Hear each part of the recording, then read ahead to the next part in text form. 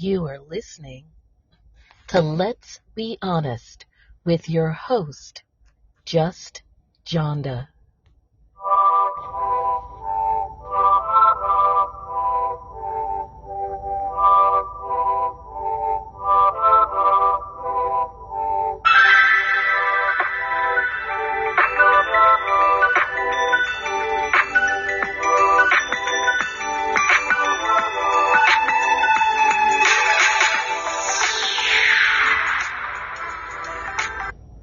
Hello and welcome to Let's Be Honest. This is your host, Just Jonda, and boy, has it been a week. Of course, if you've been on the channel, you see that I have been appearing on the Tasha show to discuss the Tasha K and Cardi B defamation case. It's the case where Cardi B is essentially suing rising superstar on YouTube, Tasha K. She has about 1 million viewers for defamation, intentional infliction of emotional distress. So she's suing her under slander and libel statutes. They are in federal court in the Northern District of Georgia, and it is expected, today is Sunday, January 23rd, it is expected that the case will be going to the jury on Monday, January 24th. So I will be posting another episode about that. I did days 1 through 6, and there's another episode where we talked about some really crazy stuff that went on day 7 with Tasha K just repeatedly perjuring herself. Just very, very strange. Still making accusations even from the stand, one being that Cardi B worshiped the devil. So the hits just keep on coming in that case, certainly for those of us who are talking about it. And so at any rate, I will be posting that episode as well, and I anticipate going on the air tomorrow once the jury receives its charge to talk about where the case stands. I honestly don't think that the jury is going to deliberate very long on this in terms of whether or not they find that Tasha K did, whether or not they find that Tasha K did indeed commit acts of slander and or libel against Cardi B, and potentially even the case of intentional infliction of emotional distress, which a lot of people are forgetting about in the midst of getting into these conversations about slander and libel, and understandably so, because the charge is so very much wrapped up in what she said and the veracity of what she said and how often she said it, and of course their effect, if any, on Cardi B. So interestingly enough, even though the trial went on for so far 8 days and tomorrow will be going into the 9th, if they were not starting so late in the day and having so many disruptions, this wouldn't have been a very long trial at all. The plaintiff, Cardi B, only put on 4 witnesses. They called Tasha K, Tasha K's husband, Cardi B herself, and Cardi B's therapist. And for Tasha K's side of the case, the only person that her team put on the stand was her. They did not recall her husband or call her husband as a defense witness. I'm not entirely sure they will, because of the fact that when he was on the stand, he said that she lied about some things. When she was on the stand, she said that he lied or misspoke about some things. So it just doesn't seem that he would be a very good witness for her. Because it's Cardi B's team did not put on any evidence regarding damages, I am going to assume that this trial is bifurcated and what that means is that they deal with the question before the court first, and then they do a separate hearing regarding damages. So, for instance, the best way to explain it is the way that we do criminal cases here in Virginia, which is where I continue to practice actually criminal law for 20 plus years, along with other areas. But in our criminal cases in particular, we have bifurcated trials, and we do it in civil as well. But anyway, we deal with the guilt or innocence phase first, or guilty or not guilty phase, because you'd be not guilty but not quite innocent. So we deal with that first. So the only question that the jury is taking into that room, or even if it's the trier of fact, if it's before a judge, the only question you're dealing with in that initial evidence phase is, did the person do it or not? We don't want the jury or the trier or the judge, if trying it by bench, to even think about penalties when they are deciding whether or not a person did it. It could potentially impact their decision. So we don't want them thinking about that. They go, now, of course, from the defense standpoint, I don't know. There's a good argument that maybe I do. Maybe I want a jury to be concerned that if they find my client guilty of something just because they technically did it, although it really wasn't that bad, that they think about the consequences that my client could be facing. But precisely because of what I just said, they deal with those issues separately. So once they come in, if they find the person not guilty, then hearing's done, everybody goes home. But if they find the person guilty, then we put on additional evidence dealing specifically with the sentence. The prosecution makes an argument or presents evidence as to why they think the person should be sentenced to whatever. Let's say they think the person should be sentenced to 10 years. And of course, in the inverse, I put on evidence stating why the person shouldn't get 10 years, 5 years, any years. So that is a more simple example of bifurcation, because in this particular instance, you're dealing with damages. So there's money damages or any other type of civil penalties that the judge may have at their disposal. So I suspect that may be how this is being handled, because there have been other colleagues of mine who drew particular attention to the fact that Cardi B's attorneys did not put on any evidence as it relates to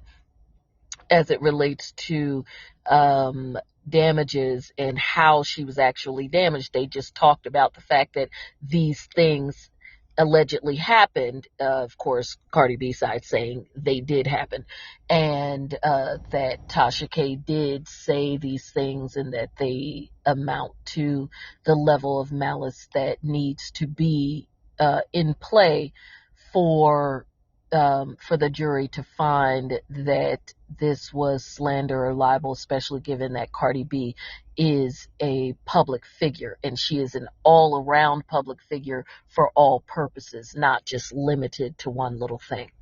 So, anywho, you're going to hear more about that, more in depth in our episodes that will specifically deal with that. I have one more that's already been recorded, as I said. And then, of course, as we go through tomorrow's closing arguments and into deliberation, we'll talk more about that after we get some sense of the scene in the courtroom and how both sides ultimately wrapped up their cases, the charge to the jury, and depending on how quickly those administrative matters are wrapped up and the case is put in the hands of the jury to finally deliberate on it, who knows? We could possibly even have some verdicts come in. So it'll obviously depend on how quickly they wrap up the administrative matters on the front end. But if they can manage to get it wrapped up and get the case in the hands of the jury by, let's say, after lunch, I can't say that I'd be surprised if the jury only deliberated a few hours. I mean, there are some complicated issues in terms of the elements that they have to look at, but in following the trial, for those of you who have, unfortunately, the defense didn't make it terribly complicated or difficult for the jury to dislike their client and to find her behavior both before and during this trial to be distasteful. And if that is the flavor that they got of Tasha K, and that feeling enters that jury room with them, these matters that are quite nuanced may not really, those nuances may not matter, because there could be a point where the jury finds you so distasteful, they are more than happy to find against you no matter what hoops they got to jump through and how many different ways they have to twist themselves in pretzels to do it, especially given that the standard is a bit more subjective, because it really does boil down to whether or not those individuals think that this person acted with malice based on the sum total of what they said, how they said it, how often they said it, etc. That's not a very objective black and white whodunit kind of standard. So again, it'll be very interesting. Next, because we've spent a little bit more time on that, but just kind of giving you where we're going. So let's get into the Bravo gossip for this week. I'm going to get the good story. You know what? I'm going to save it. I'm going to save the happy story or the interesting story that's not so like, ugh, to the end, so that we can end on a higher note. This has been a not so great week for the Bravo Housewives, especially the Housewives of Salt Lake City. Now, as you all faithful Just Jonda listeners know, that is actually the one show in the franchise that we do on this show. I don't do a full-blown Housewives Bravo rundown. In fact, there's only been a couple of reality shows that we have talked about on this channel in terms of attempting to do reviews consistently on them. And the Real Housewives of Salt Lake City is the only one from the Bravo universe that we do. Well, it's been very disappointing as it relates to the Bravo universe. We know that we've talked many times about the Jen Shah stuff. Believe it or not, there's a Jen involved, but not Jen Shah. We'll have lots more Jen Shah conversation coming up no matter what happens to the show, because, of course, if you're a listener of mine, we're totally invested in the federal criminal charges against her no matter what happens with this show. So the person that we're going to talk about, actually two of them, are two people who have been sort of hot button people as it relates to prejudice in general throughout this season, but it's going to be a little flipped. So I'm going to tell you what I'm talking about. Jenny Nguyen is the newest of the Housewives. So for those of you who watch, you know she's the newest on a relatively new franchise. They were the entire cast was there for season 1. She's season 2 newbie. Started out, my understanding, as a friend of the show, and as things went on, they upgraded her to full time. And she is of Vietnamese descent.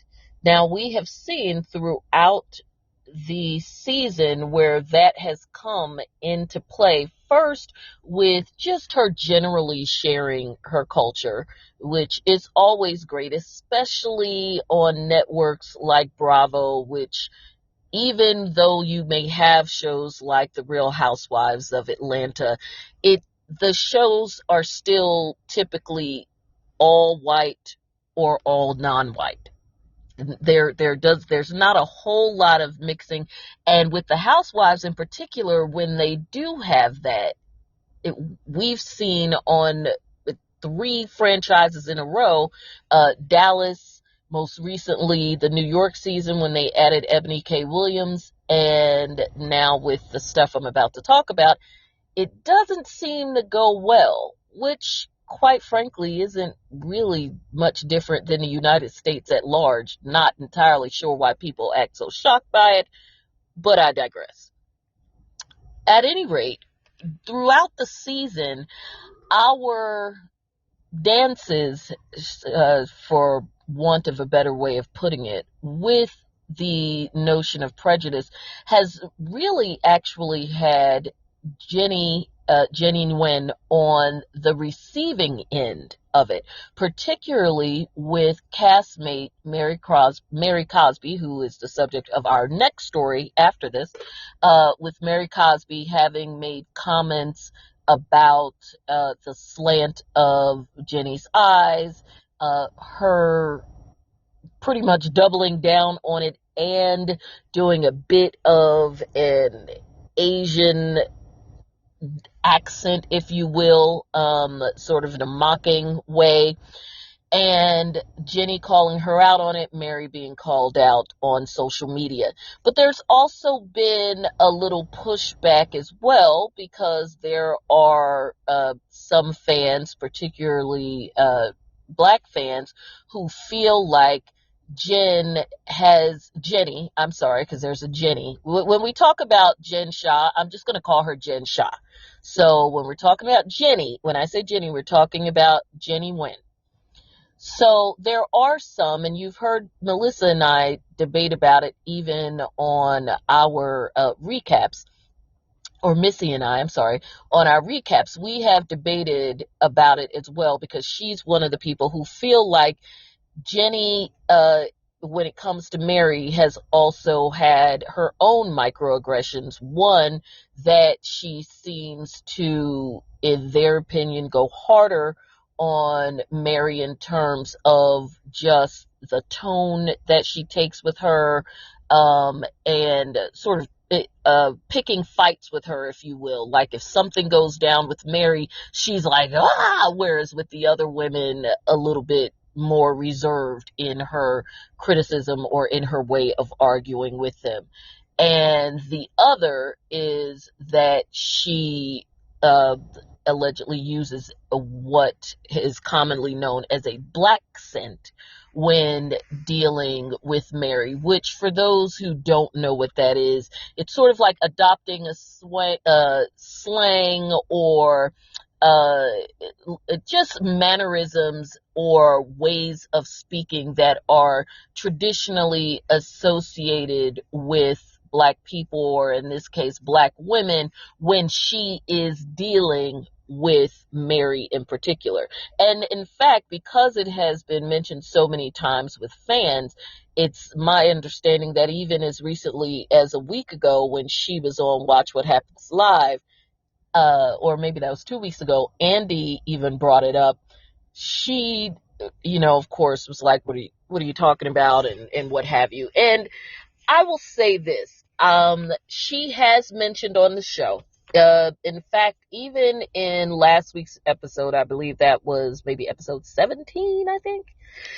Yes, 17. She even mentioned, without Mary around, this was when they were all on that dastardly party bus again, and Jen and Lisa got into a yelling, somewhat shoving match.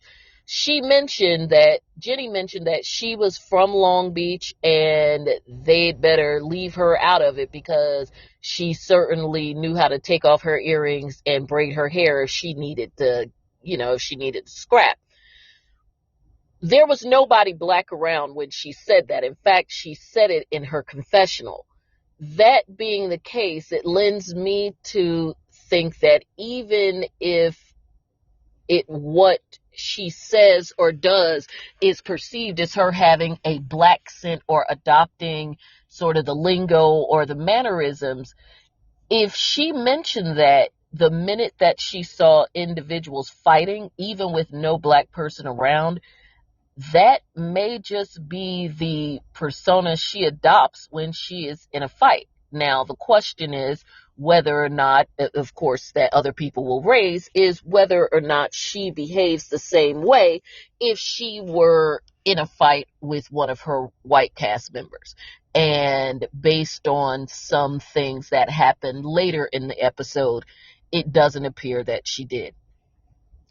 I'm not going to spend too much time going down that rabbit hole, because the reality of it is that that is not yes, those are certainly targeted microaggressions, but it's not the subject of the story that we have.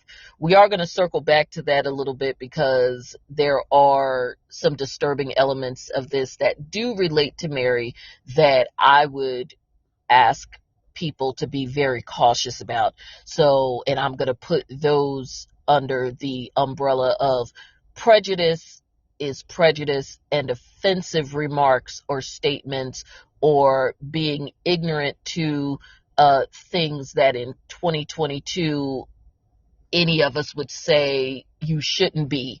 Or if someone tells you it offends them, then you just accept that and keep it moving. That is a bright line no matter who you're dealing with and who the castmate is. And that line doesn't move just because you find out something about another person. So that's a bright line that I'm going to draw, and there's a reason for that I'm going to come to that later. But I just want you to keep that in mind as I go through the rest of the story. Earlier this week, because this has been something that has just been, that has somewhat been dragging on. I would say probably as early as Wednesday, there was a release where, as we know, the internet remains undefeated all the time.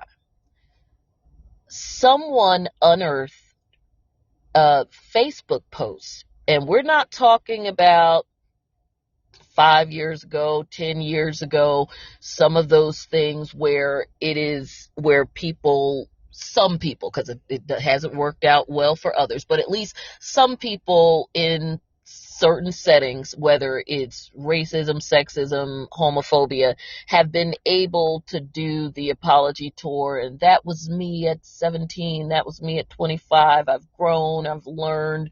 I've gone to all the right meetings and got invited to at least drive by the cookout, even if I wasn't invited to it. So, no, these are posts from 2020. And most notably, a very volatile time in 2020, because it was the summer of 2020, during the time of when the Black Lives Matter movement was really front and center due to the murders of George Floyd, Ahmaud Arbery, and Breonna Taylor.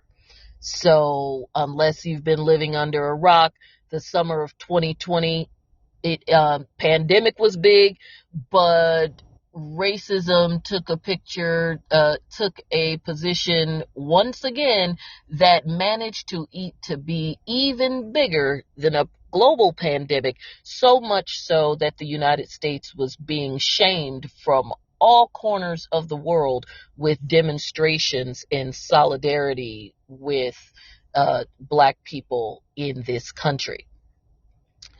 Well, without going further into a history lesson of history that was literally 10 minutes ago, as we know, there were also some individuals, especially in light of the fact that we also had Donald Trump as a president at the time, that made their opposition known on the other side of it. Largely on the internet, of course. I mean, we had a few notable incidents, your Kyle Rittenhouse situation being an outgrowth of that. of counter protests, of course. And there's always Fox News. And so we know that the undercurrent of racism that had been having nothing to do with those specific incidents, but just the undercurrent in the country in general, had been given life and breath again, especially since the election of 2016, and I dare say before, but even more so because of the boldness and the voraciousness of it. So that became its own socio-political movement in counter to the Black Lives Matter movement. And there were the memes and the posts to go along with it. And I say socio-political because I do think that there is an element of argument to be made when I put my attorney hat on, and certainly looking at it from the perspective that Jenny's employers and her attorneys are likely to make, depending on how Bravo acts with this, especially given some of the firings that occurred prior, specifically with the several members of the Vanderpump Rules cast.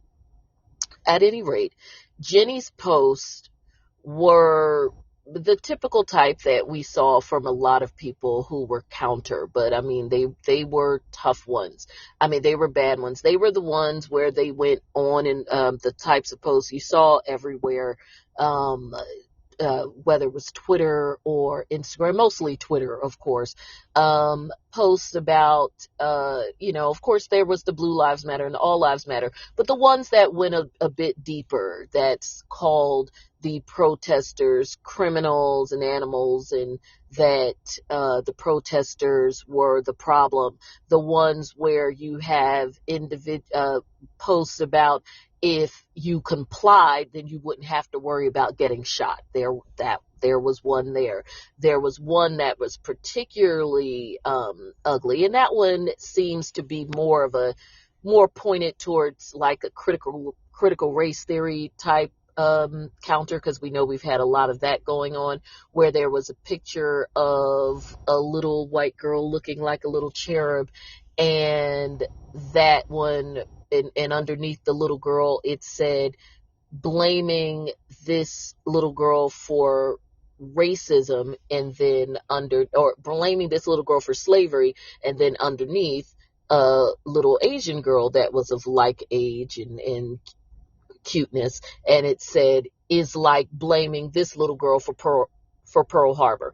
Now again, we know that those are false equivalencies as it relates to Pearl Harbor versus slavery, but we never said that prejudice of any kind was smart, right? So we're not looking for rocket scientists to do this. So there was lots of posts.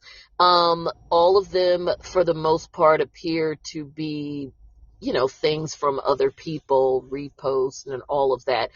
But the bottom line is, it was her page, which she claims it was deactivated, when turns out it actually wasn't deactivated until that day when it was discovered. Now, she probably hadn't been using it in a while because, Real Housewives fans are largely on Instagram and Twitter, so maybe it just wasn't important to her.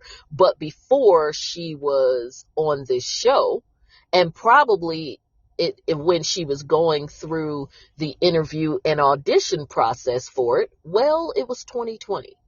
And apparently she was just memeing and posting away, because we know that this show was taped from January 2021 through May, early June of 2021. So again, she would have been going through the process, at the very least, of trying to get on the show in the mid to latter part of 2020, just based on what we know about how these things work.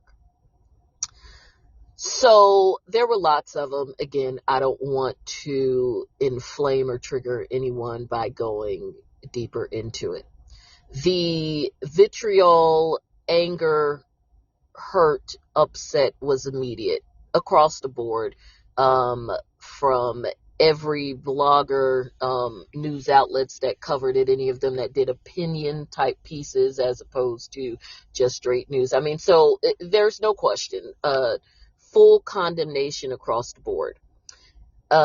Initially, we did not hear from her co-stars when people tried to reach out to them.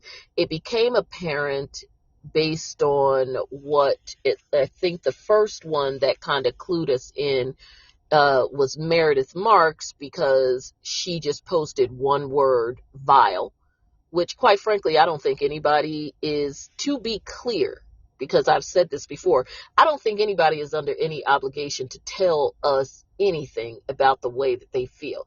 I could, if I'm one of her coworkers, I could be home privately hurt, talking to my husband, my friends, my immediate circle, and perhaps even call her on the phone and be like, hey, what's up with this? You know that I am a person of color, I have children, or whatever. Or even if I'm one of her white castmates and I call her and let her know. I'm under no obligation to any of you, and I don't think that her castmates are under any obligation to any of you to come out and make a statement.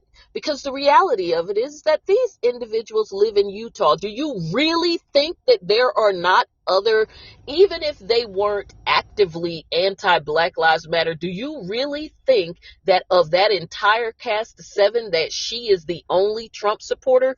They are in Utah and they're Mormon. Well, some of them are Mormon. The other ones are just, rich or trying to be. Give me a break. So my expectation from them, nil. Absolutely nil. After all, these are individuals who signed up for a Housewives show. So I never give any of them, the key to the brain trust. And that just is what it is. And you don't have to like it and they don't have to like it. But you did sign up for this nonsense. So I'm not expecting much. When I see you on my television doing what you do and picking fights with each other and whatever, that's what I expect.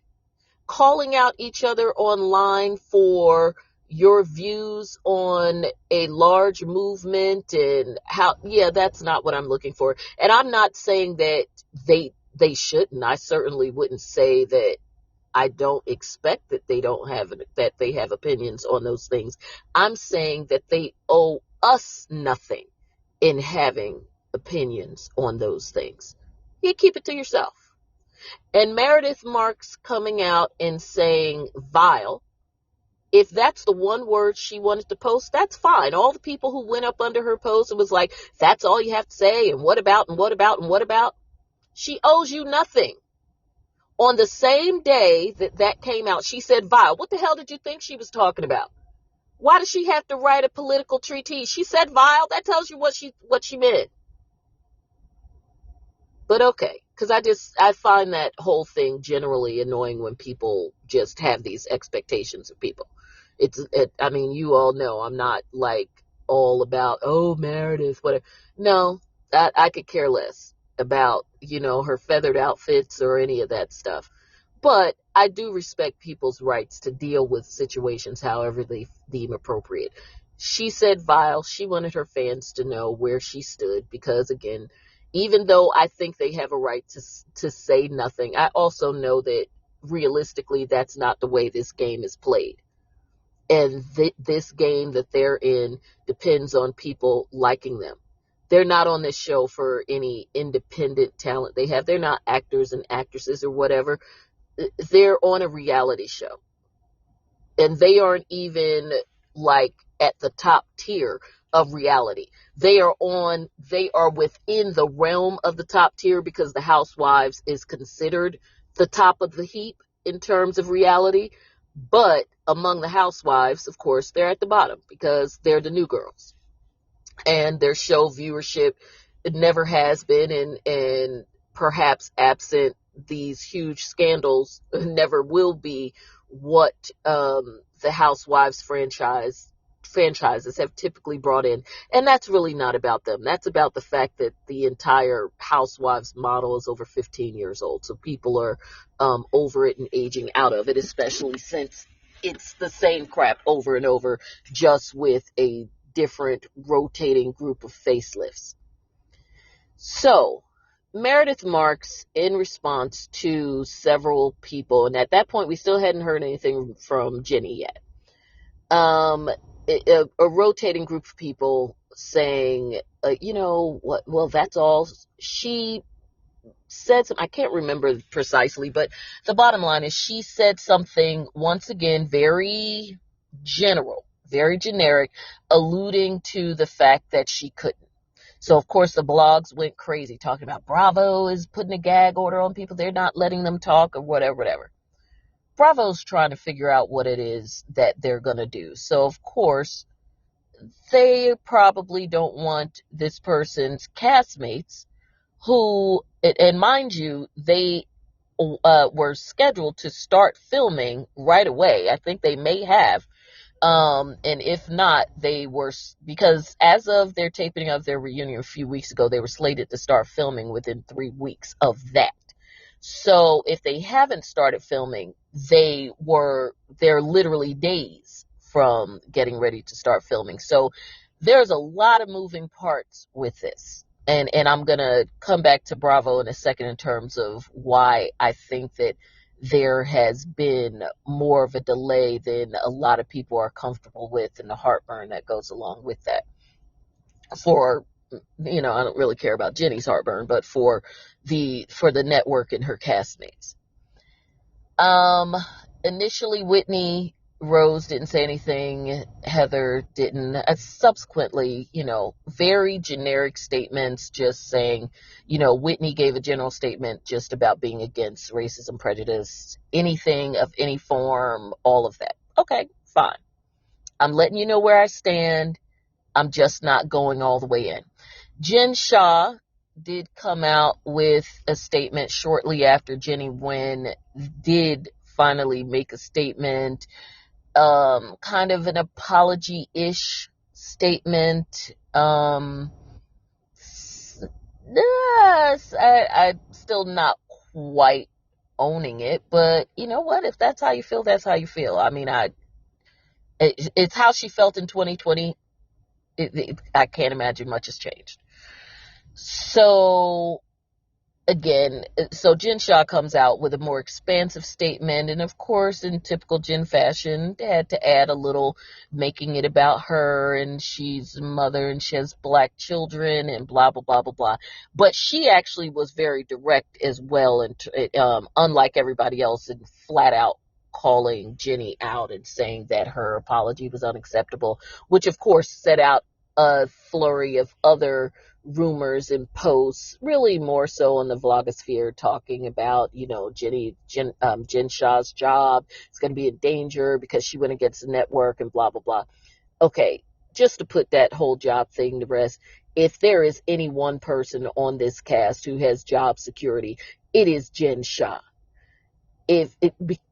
The entire upcoming season, again, but for this dropping into their laps, and that's only if, as they move forward with filming, they bring Jenny back even from a limited capacity and address it. The season was going to be built around her. That was the whole reason why the show was greenlit for season 3 before season 2 even started, and it was made clear that they would begin filming damn near barely when the current season, which is still going on, ended. Why? Because they want to be filming during the time frame that Jen is on the brink of and ultimately does go on trial. Again, all of that makes sense. She's scheduled for trial in March or April, and even if the trial gets postponed again, best case scenario for her, of course, or B, she takes some kind of plea, Bravo still wants to be there because there would still be the preparation, not that we would see that, but just sort of what she's going through and her family and all of that as we get closer to that date. So, absent setting the offices on fire, and, maybe taking somebody out, Jen Shah is the one person with instant job security for season 3, and if they get renewed for season 4 and somehow she manages to either not be in jail or her case is continued for another 6 months, then she's got job security for that one too. So let's be clear on what's going on, and she knows that. Her contract is signed. All of their contracts are signed. Nobody is going anywhere without an actionable reason for it. Something that is actually in their contract, not something that they did like do a social media post condemning the words and deeds or and other social media posts of a castmate. Now, as you can imagine, there's many calls for Jenny Nguyen to be fired from nearly everybody. There are a lot of people who were reviewing this show, especially reviewers of color who, because I watched, obviously support fellow reviewers, whether they're on YouTube or podcasts, a lot of them, just like the rest of the world, even on there, sometimes even who reviews what can be very segregated. You have a lot of black reviewers who don't always review the White Housewives shows, except for a couple, like some of the OGs of the Housewives universe, like maybe Beverly Hills, but jumped on to start reviewing Real Housewives of Salt Lake City because, it was new. Let's see what this little show is going to do. And of course, because before the show started, we heard about Mary Cosby and all of that. And then you had the big splash Jen Shah made within the first couple of episodes. They've gotten some reviewers that they typically don't get. And even some of them are like, we're not going to review the show anymore. Some aren't going to review the show anymore, period.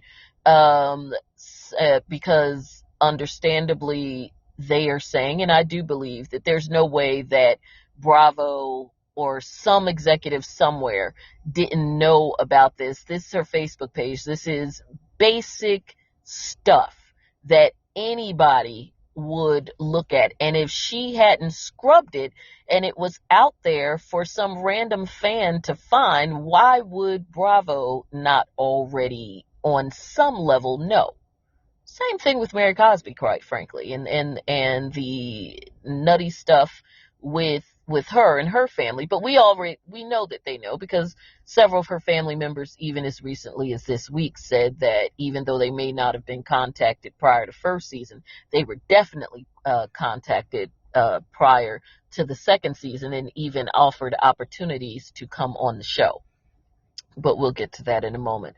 So there's been a lot of calls for Jenny Nguyen to be fired, and a lot of anger at Bravo for why they haven't moved quicker again, especially in light of some of the things that have gone on with Vanderpump Rules, and also just in people taking note of several problematic situations that keep occurring with the housewives in particular. Looking at Dallas and the issues that occurred on there, where even after getting rid of one castmate, there was still another castmate that was kept on despite some release of some very nasty, just really ignorant Asian stereotyping going on in her personal life.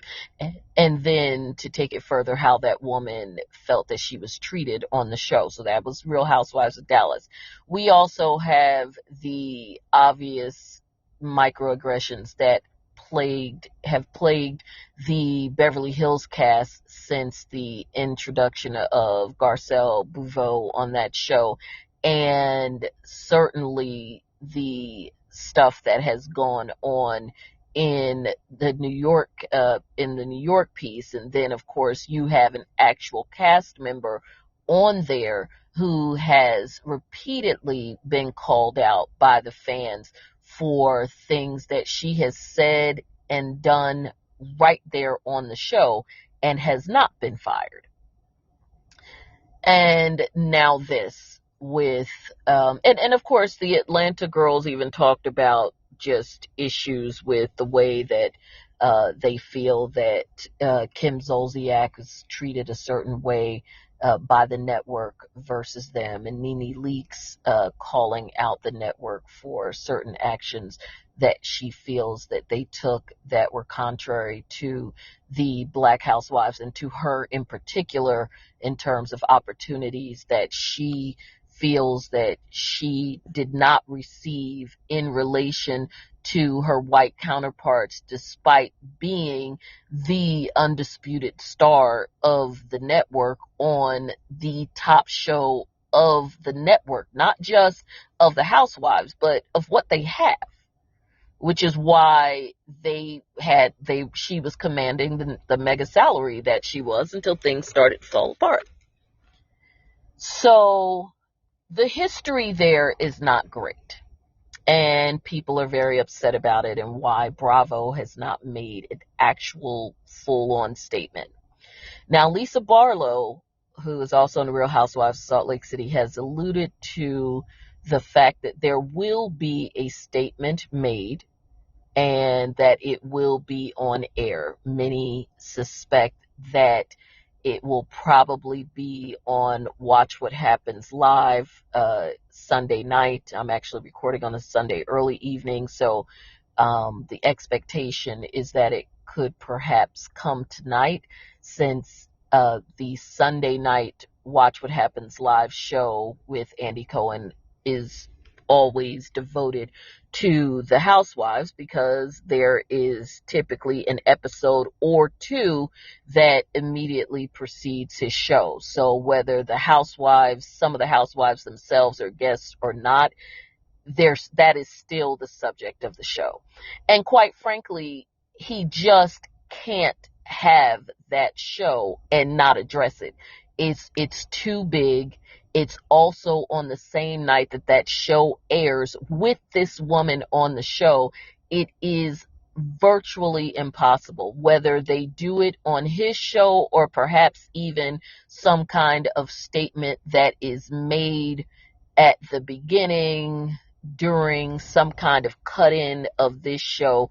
It is just not possible for Bravo to not do something literally on the night that the show appears, and then on the after show that's usually devoted to that. So we know that it's coming. At least I believe that it is. Many people feel like it didn't move fast enough.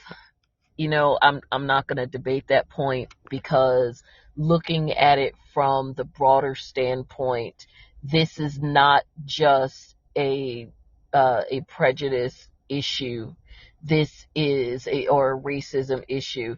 This is also for Bravo an employment issue that is also a public relations nightmare, where a lot of money has been invested in what is currently going on, as well as how to deal, as well as what is supposed to be coming next.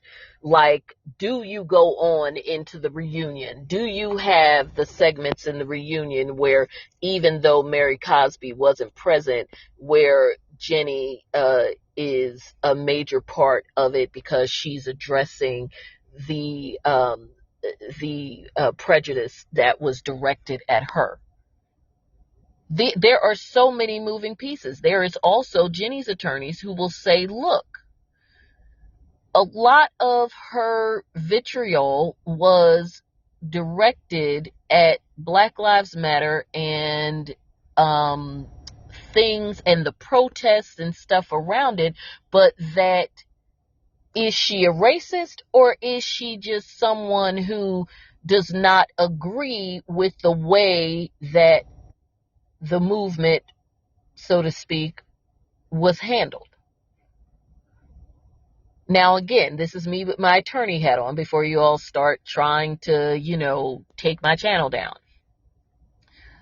These are questions that are going to come up because if she has attorneys with half a brain, these are things that they're going to argue. Now, that may not be about keeping her on the show.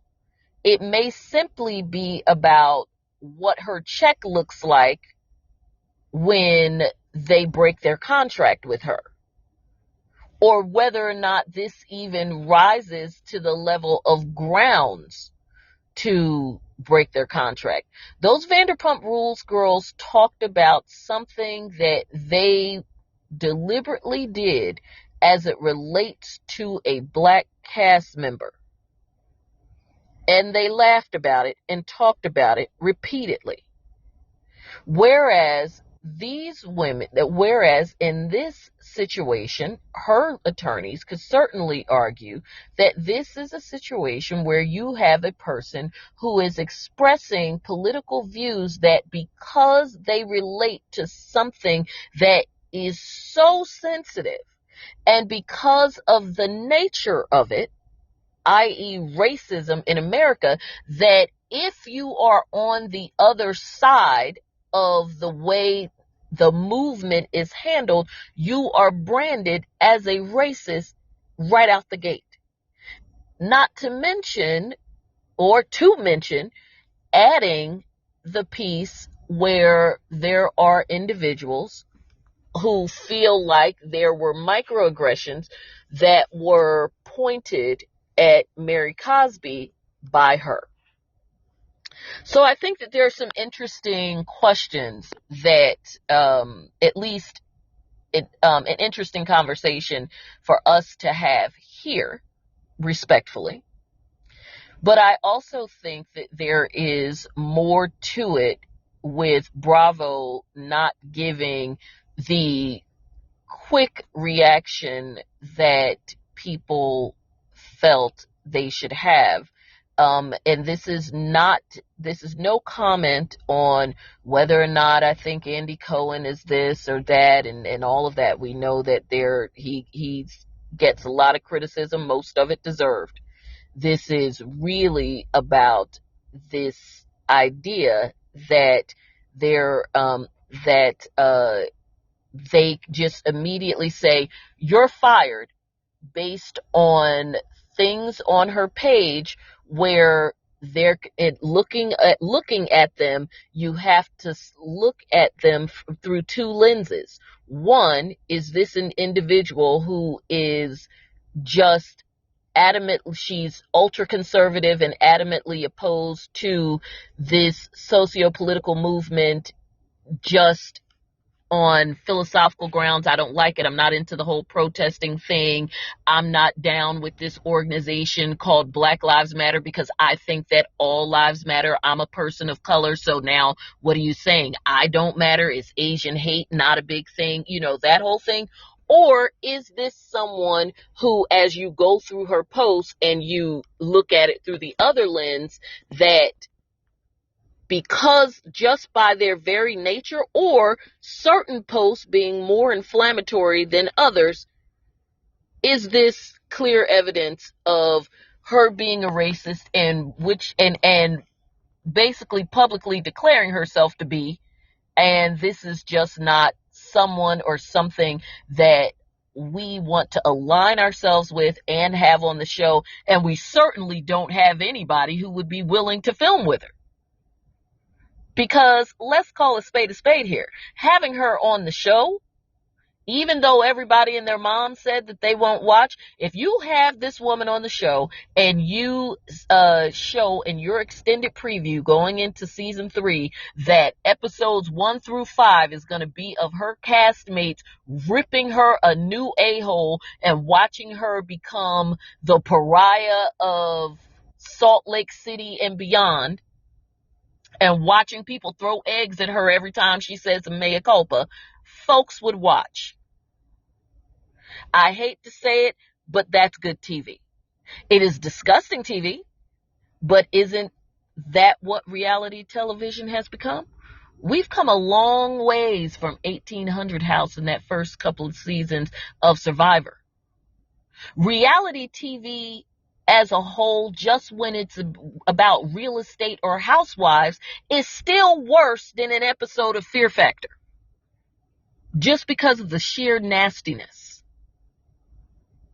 And it's not just the people on the show. The fans are rabid and borderline insane. And if you don't believe me, you put in a hashtag for any of these shows on the nights they appear, particularly the Housewives, and specifically and disturbingly the Housewives shows with the largely African American cast.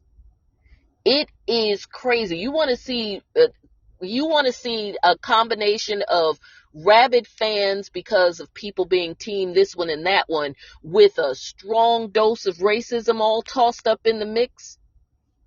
Put in a hashtag for any of these shows on Sunday nights when they are on the air. Potomac, Atlanta, Twitter is downright scary on those nights. And don't even bother going to Reddit.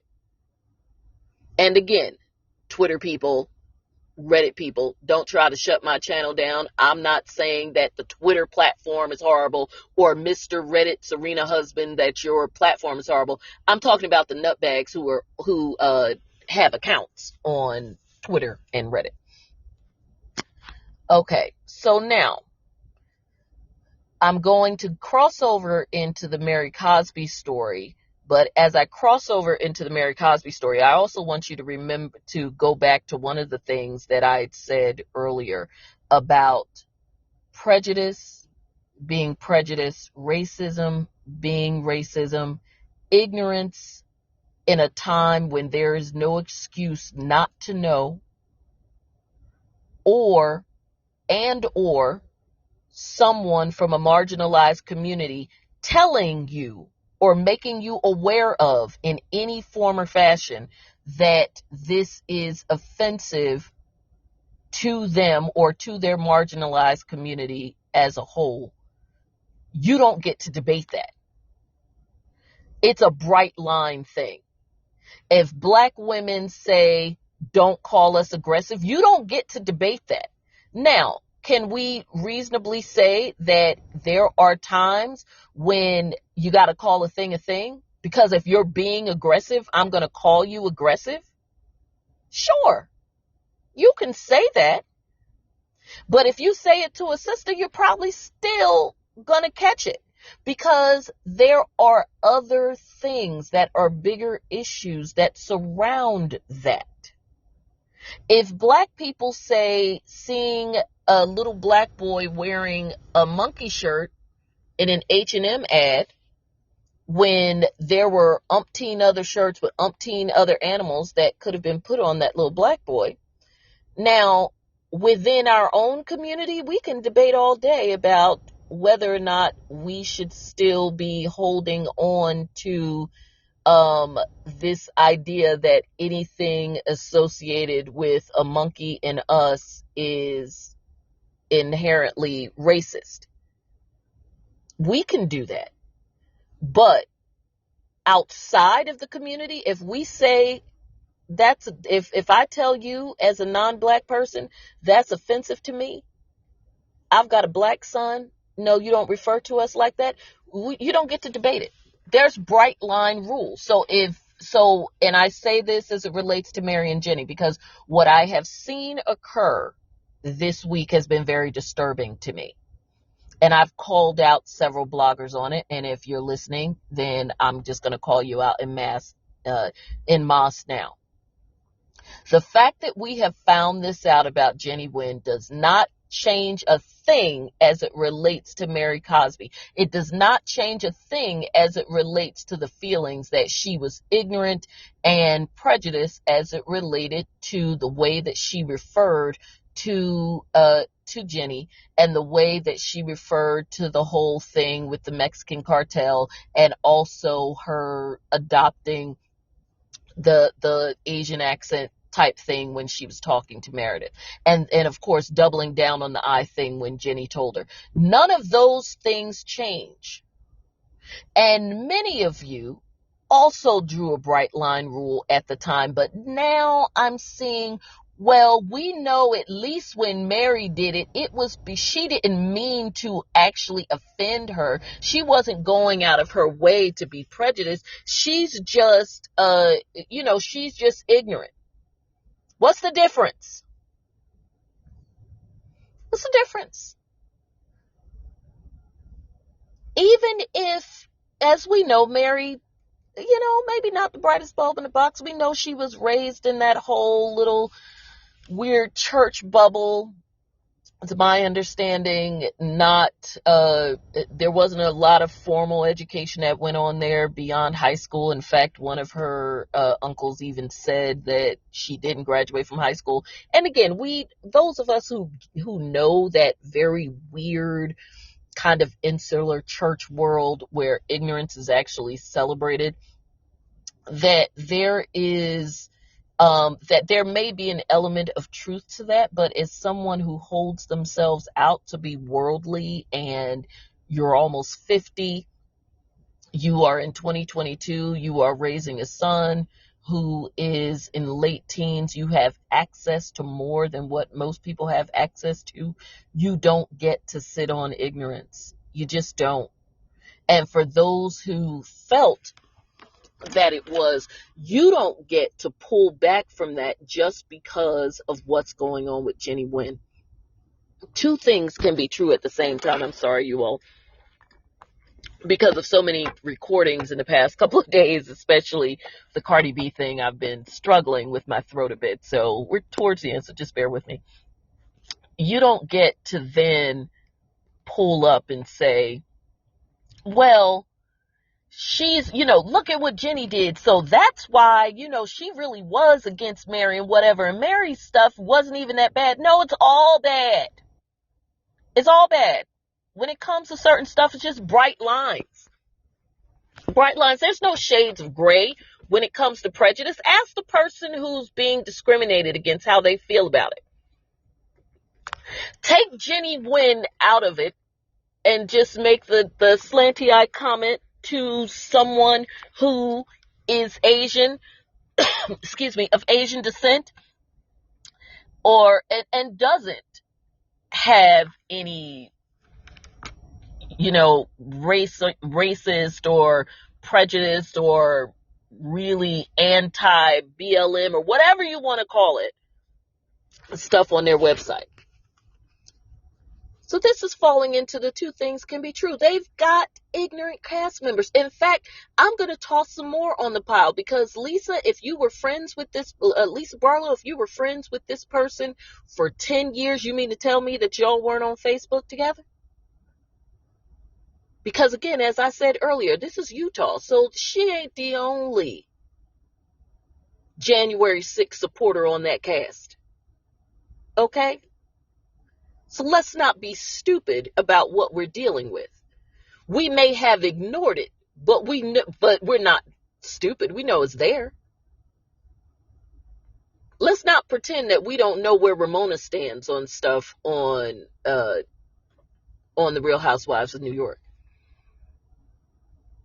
Let's not pretend that we don't know where the cast of the Real Housewives of New Jersey stands. You think there weren't several people on that stand on that cast who weren't staunch supporters of Chris Christie? And we know he's said all kinds of crazy stuff. You think that there weren't any of them who weren't down with Rudy Giuliani? Think? Seriously? Now, I'm not going to go so far as to say that they were wearing red hats and marching around chanting, "Make America Great Again."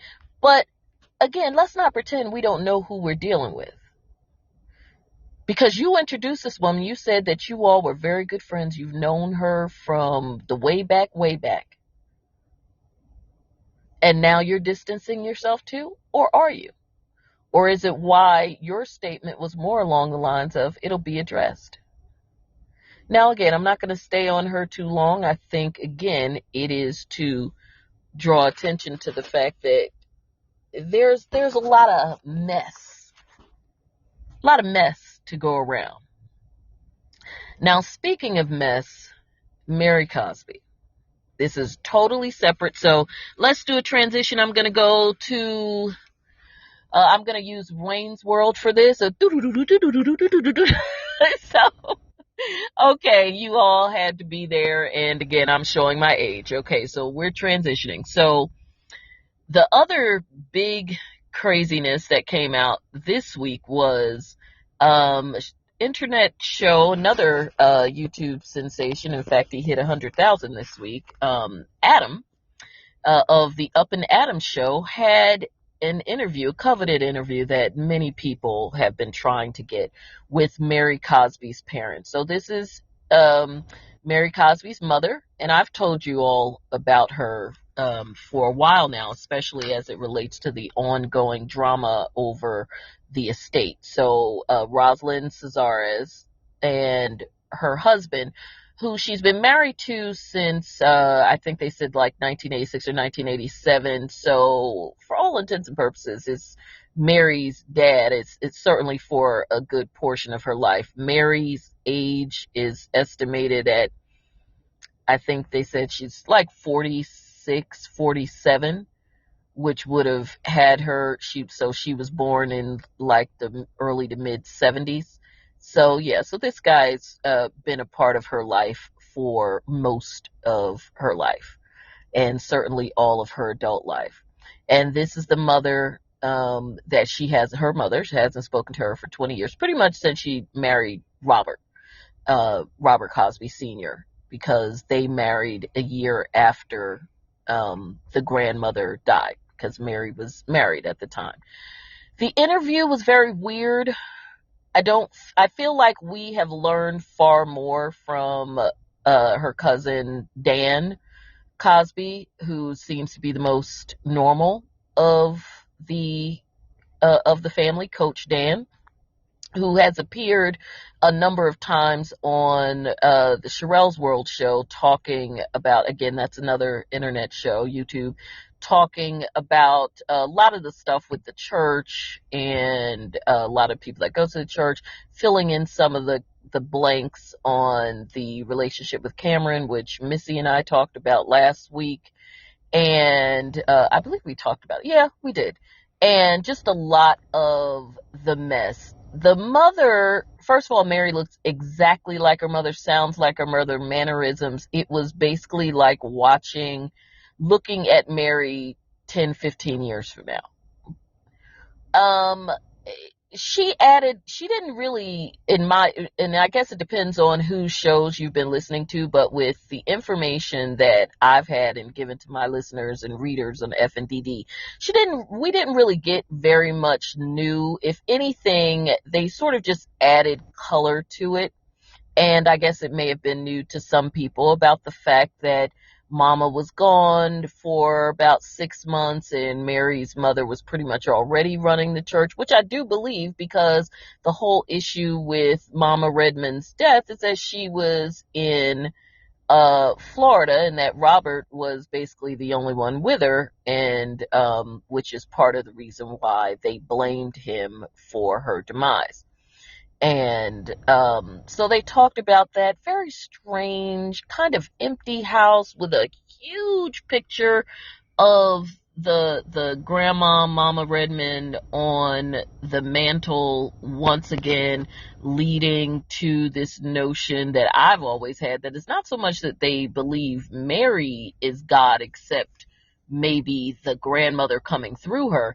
It is the grandmother that everybody believes is God. And of course, we say the grandmother because of Mary, but it's actually Mary's mom. And of course, confirming what we already knew, that grandma didn't have a will, let alone willing Mary to Robert. Mary was already married, and there also certainly wasn't a whole thing where her mother wanted to marry him, because by the time her mother died, Mary's mother had been married to her current husband, who she's still married to, which is why she has the last name Cesares, for like 10, 12 years at that point, maybe even longer, since they got married in the 80s and Mama Redmond died in the, like 97. So anyway, very strange. He did most of the talking. Mary's mom really, kind of like Mary, really couldn't seem to get it together most of the time. I mean, he even was willing to meet Robert at the gym to fight, and it's very interesting because even though they have had no contact with Mary and don't speak to her, or rather she's not speaking to them, I suspect that part probably has more to do with the money and the litigation, because they have this estate, believe it or not, is still not resolved. Now it's pretty much depleted, but still not resolved, because the litigation that was began in 97, 98, when the mother died, is still going on. So, or at least the probate issues. Now, Mary's mother is technically the executor of the estate, and she was years ago, even when the case went all the way to the Supreme Court of Utah. Well, that wasn't about the estate. It was more so about the mortgage company connected to the church and some siphoning of funds and all of that. But so I think at this point, it's really, the estate is probably more so about the church itself and what may still exist that's connected to it, because a lot of the businesses and the holdings and all of that, because even with the estate fight, Robert had control of them, then he's been able to use and dispose and what have you of those items at his leisure, because I suspect part of the issue with this probate fight is what exactly goes into the estate versus not. Because Robert and Mama, whether they like it or not, were married for over 20 years by the time she died. Now, because again, as we talked about before, she married him when he was like 22, 23, just like and she was 44, 46, which is the same thing that he ultimately did with Mary. But it doesn't matter how how old he was when they were married and what have you. The point is, they had been married for 20 years, and whatever game she was running, whatever businesses she was buying, whatever holdings they had, he was a part of that too, whether his name was specifically on them or if just him riding shotgun as her husband. It's for at least the 20 years leading up to her death, which I would suspect were probably some of the most lucrative. So yeah, that's pretty much it. But, I know what I was going to say. Despite all of that, and the fact that which I start out saying, and the fact that they're not speaking, which I suspect is more about Mary not speaking to them because of the money piece and because they're constantly in litigation with her husband, Mary's mother and father still view this as very much Robert taking advantage of Mary. They do not truly view Mary from the, I guess they don't truly view her through the lens that one would view a 46, 47-year-old adult who by now is fully is fully capable of deciding whether or not they want to stay in this situation, or whether or not they feel that they have been taken advantage of, and especially in light of having a sea of family members who would be on her side if or when she left. They don't see it that way. They see her as very much the victim, very much,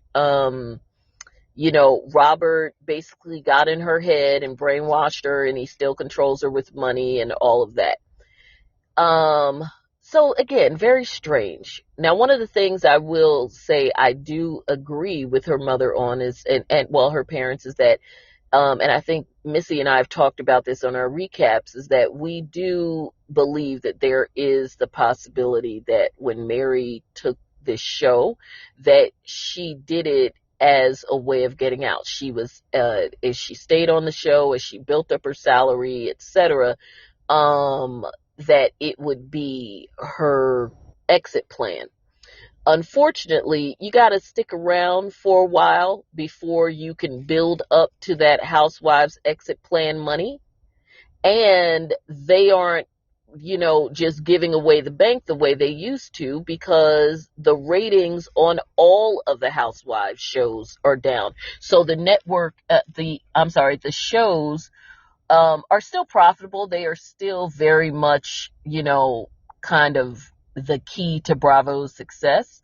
But even if something is your most successful commodity, if it's not as lucrative as it used to be, you still have to act and maneuver accordingly. And I think that is sort of the dichotomy that Bravo is dealing with getting rid of OGs and paying people less money, or not giving them the mega raises they want. Again, we've talked about this before with them getting rid of Tamara and Vicky on the OC, which clearly they regret. And of course, with the situation with Nene Leakes, which was one of the more spectacular examples of things not going well with one of the housewives, and them coming back and negotiating deals, etc. So I've already gone on for a little over an hour, because I between the Cardi B thing and Jenny Wynn, spent a little more time. So there's still some more gossip, but I will bring that. That's something that could easily be tacked on to one of me and Missy's episodes when we catch up on Salt Lake City. And more importantly, not at this point, it's not even about the show. It's really us kind of doing a bit of a rap session on whatever this Bravo reaction is that we're going to get tonight, because there's no question that we're going to get it tonight. It's just a matter of how they do it, whether it's just Andy and the women, or what have you. But they just can't show that. They can't do the show tonight and Andy do Bravo and Andy do Watch What Happens without addressing it, unless they do a rerun or something of Watch What Happens. But he can't be sitting in that chair in the clubhouse live and leave that hanging in the air 5 minutes or 2 minutes after the show that is the subject of their latest bombshell controversy goes off. So we shall see, and we shall talk about it, because it ain't even about the show anymore at this point. It's really more so about all the other crap. But so I'll catch you up. We'll talk about Noella and her husband, Sweet James. We will also talk about the trailer to Candy and the Gang. I saw it, as I'm sure many of you have, and I'm looking forward to it. I don't know how others feel about this, but I was actually a watcher of Vanderpump Rules in that first couple of seasons. Of course, it's gone off the rails as these shows do, but I enjoyed it. I watched it, and I feel like this has the potential to give us that old thing back. that we enjoyed in those earlier seasons of Vanderpump Rules, just with a little bit more seasoning and flavor in the cooking. So we'll talk about that, but I'm feeling it so far. And there's a few people that have reached out to me that may know somebody that knows somebody who's on that cast, of course. And I'm sure that since they've released a trailer, folks will probably start doing some press soon. So I will definitely keep my eye out for that. So otherwise, as always, thank you for hanging with your girl. Thank you for listening to me talk. I know you miss Missy, and I miss her too. She actually was in the room. I see it here in the chat. And so we will definitely get back to you. What's been going on is you're definitely going to get some hot talk with us as it relates to this. And of course, I will be posting more on Cardi B, Tasha K, and the other shows I promised you that just kind of took a back seat when we got deep into this Cardi B, Tasha K mess. And other than that, you all have a great night. Make sure you go on Apple iTunes and leave us 5 stars and a review. I am on every podcast network, so you can make sure you subscribe to them all so that you can listen to new shows, old shows. I'd love it to even get your feedback on some of the older shows, because we've done a lot in barely over a year. This is like episode 107, 108, so there's been a whole lot going on, and I am just so excited that you all are sharing this ride, and in big numbers just in the past month. So that is very, very exciting. So we're going to just see how far we can take this crazy runaway card down the road to run in my mouth. In the meantime, if you're thinking about it, clicking about it, and you want to talk about it, chances are, jiggy throat and all, I do too. So let's be honest together.